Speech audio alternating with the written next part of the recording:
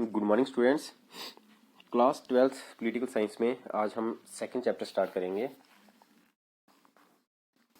Chapter का नाम है disintegration of second world and end of bipolarity. Student, disintegration of second world, disintegrate होना होता है टूट जाना, बट उससे पहले हमें ये पता होना चाहिए कि सेकंड वर्ल्ड क्या है और बाइपोलैरिटी क्या है। सेकंड वर्ल्ड स्टूडेंट्स क्या है कि जब सेकंड वर्ल्ड वॉर खत्म हुआ उसके बाद आपने जैसे फर्स्ट चैप्टर में पढ़ा कि कोल्ड वॉर स्टार्ट हो गया और कोल्ड वॉर के टाइम पे सेकंड वर्ल्ड वॉर के बाद दो पावरफुल कंट्रीज जो है वो अमर्ज हुई थी, यूएसए और यूएसएसआर।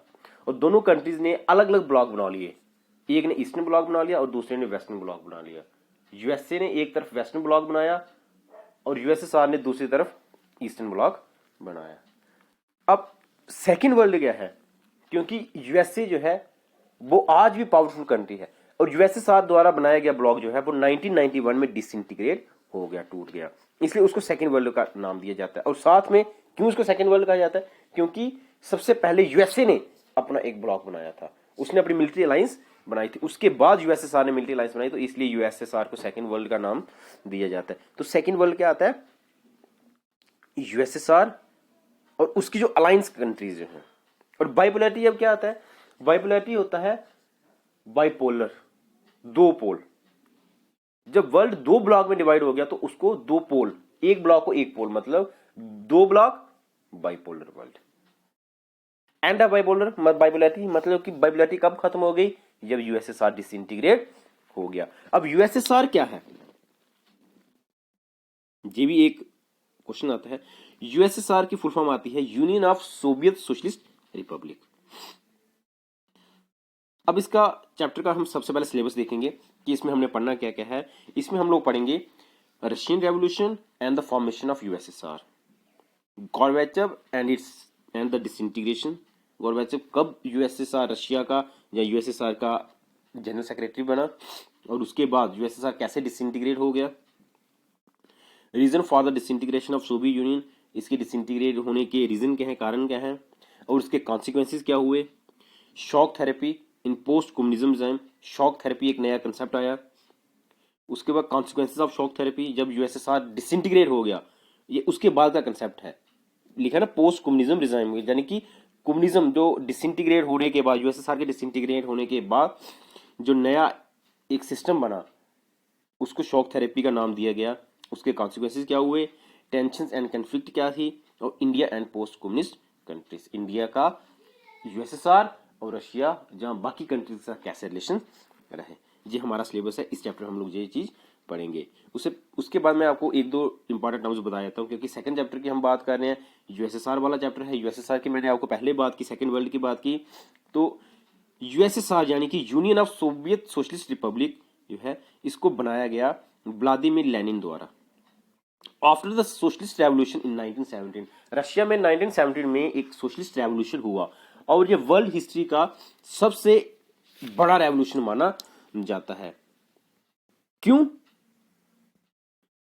क्योंकि पहली बार ह्यूमन सोसाइटी में जो प्राइवेट प्रॉपर्टी सिस्टम जो था उसको अबॉलिश कर दिया गया और प्रिंसिपल ऑफ इक्वालिटी को लाया गया, इसलिए इसको ह्यूमन हिस्ट्री में एक सबसे बड़ा बिगेस्ट अटेम्प्ट माना जाता है।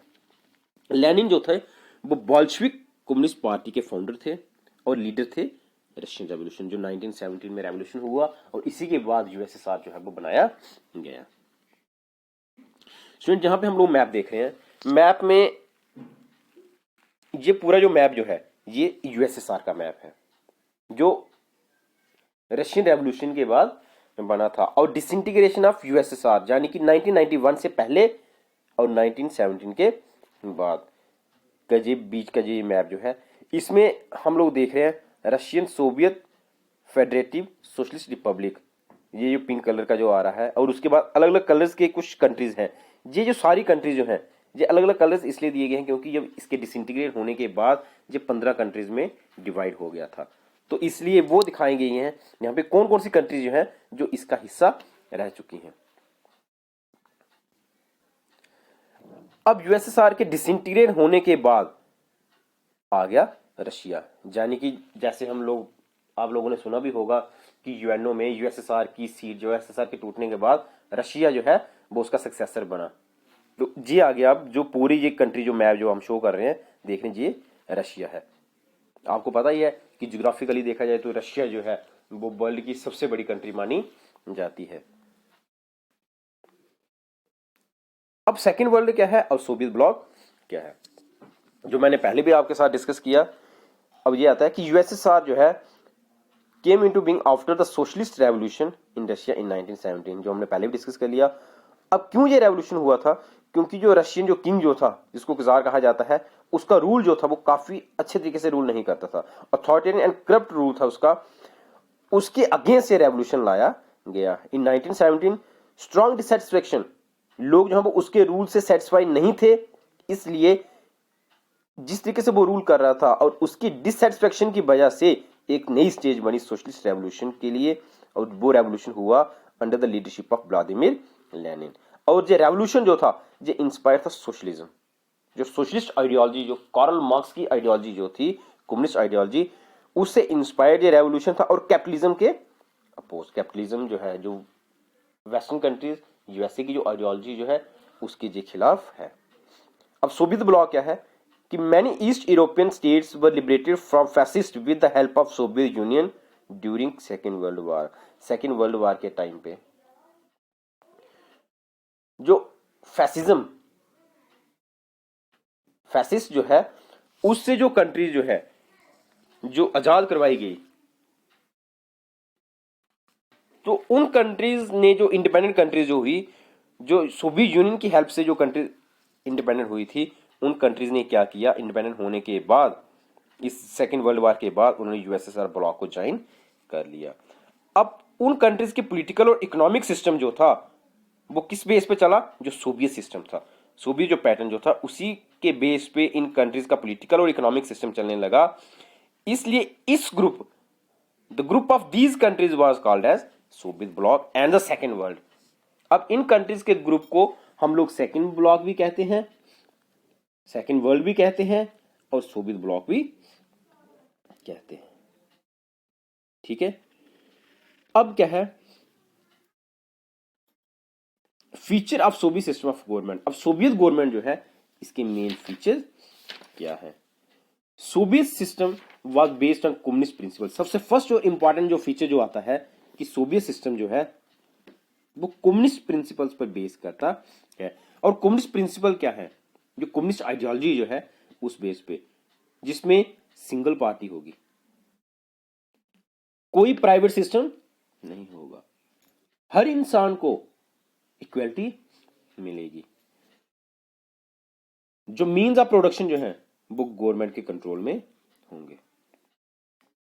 नेक्स्ट आता है कि there was a system of state control over the means of production. जैसे मैंने पहले बोला कि जितने मीन्स ऑफ प्रोडक्शन जो है वो स्टेट के कंट्रोल में होंगे। Under this system institution of private was abolished. इस सिस्टम में जो प्राइवेट सिस्टम जो है, प्राइवेट प्रॉपर्टी, इसको खत्म कर दिया गया, यानी कि किसी भी इंसान के पास प्राइवेट प्रॉपर्टी का कोई अधिकार नहीं होगा।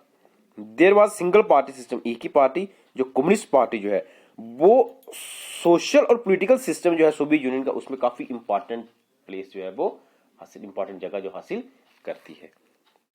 यानी कि जितना भी system, political system, social system जो चलेगा सोवियत यूनियन में, वो किसके अंडर चलता था, किसकी गाइडेंस के अंडर या किसकी थ्रू चलता था, जो सोशलिस्ट पार्टी जो थी, कम्युनिस्ट पार्टी जो है रशिया की।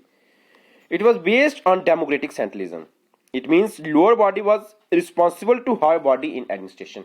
यानी कि डेमोक्रेटिक सेंट्रलिज्म, जो लोअर बॉडी जो है वो हायर बॉडी को रिस्पॉन्सिबल है, लोअर ऑफिसर जो है उनको जवाब देना पड़ेगा हायर ऑफिसर्स को अपनी जो पॉलिसी या जो काम वो कर रहे हैं। It was based on federalism but central were all pervasive. कहते हैं किस बेस पे है, फेडरलिज्म। फेडरलिज्म यानी कि जो यूनिट्स जो है इसके, सोवियत यूनियन के जो कंट्री जो इसके साथ जुड़ी हुई हैं उनको भी पावर मिलेगी, बट जो सेंट्रल गवर्नमेंट जो है, जो सोवियत गवर्नमेंट जो है, कम्युनिस्ट गवर्नमेंट जो है, वो सबसे ज्यादा पावरफुल होगी। ये कुछ फीचर्स हैं कि सोवियत सिस्टम जो है उसमें क्या होगा, एक ही पार्टी होगी, उसी पार्टी का रूल चलेगा। उसके बाद जो कम्युनिस्ट आइडियोलॉजी या कम्युनिस्ट प्रिंसिपल जो है, उन्हीं प्रिंसिपल्स पे सोवियत यूनियन को चलाया जाएगा। जितने मीन्स ऑफ प्रोडक्शन हैं उनके ऊपर स्टेट का कंट्रोल रहेगा, प्राइवेट सिस्टम को खत्म कर दिया गया, सिंगल पार्टी का रूल, जो कम्युनिस्ट पार्टी जो है सोशलो पॉलिटिकल सिस्टम में उसी का कंट्रोल है, डेमोक्रेटिक सेंट्रलिज्म होगा और फेडरलिज्म। स्टूडेंट्स मैं जहां पे लास्ट में आपको ये बता देता हूं कि सोवियत यूनियन जब 1991 में जब डिसइंटीग्रेट हो गया, उसके बाद ये अलग अलग 15 कंट्रीज में डिवाइड हो गया। उसके बाद डिवाइड होने के बाद रशिया जो है वो इसका सक्सेसर माना गया। तो ये था आज का हमारा जो क्वेश्चन जो था वो ये था कि सेकेंड वर्ल्ड क्या है, सोवियत सिस्टम क्या है और future of Soviet system of government क्या है। Thank you.